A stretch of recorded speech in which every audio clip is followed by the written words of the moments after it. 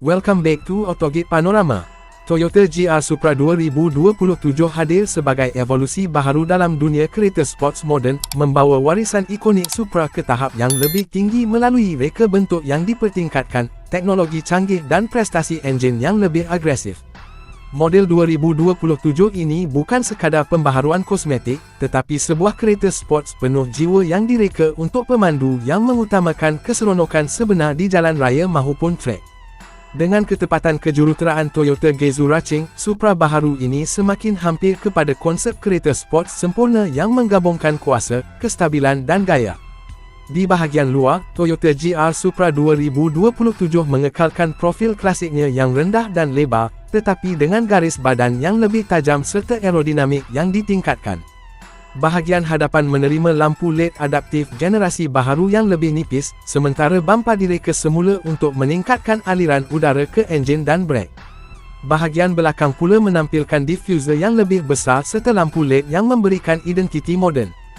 Penggunaan rim alloy ringan bersama brek prestasi tinggi pula meningkatkan kestabilan dan kawalan ketika memecut pada kelajuan tinggi. Warna Nitro Yellow dan Matte Storm Grey menjadi pilihan paling popular kerana menyelahkan watak agresif dan premium kereta ini. Masuk ke bahagian dalam, Supra 2027 menawarkan ruang kokpit yang lebih fokus kepada pemandu dengan gabungan material berkualiti tinggi seperti Alcantara, kulit premium dan kemasan gentian karbon. Paparan digital 12.3 inci direka dengan grafik baharu yang lebih tajam, manakala sistem infotainment kini menyokong sambungan pantas, integrasi pintar dan mod pemanduan yang boleh diprogram mengikut keselesaan. Kerusi bucket sport dengan sokongan sisi yang lebih kukuh memastikan pemandu kekal stabil ketika mengambil selekor tajam.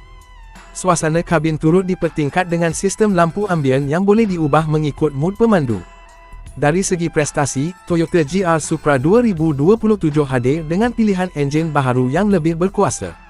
Model asas menggunakan enjin 3.0 liter turbo Strat6 yang menghasilkan kuasa sehingga sekitar 500 tenaga kuda, membolehkan pecutan 0 hingga 100 km/j dalam masa kurang 3.5 saat. Sistem exhaust aktif memberikan bunyi garang yang lebih hidup, menjadikan setiap pemanduan satu pengalaman emosi.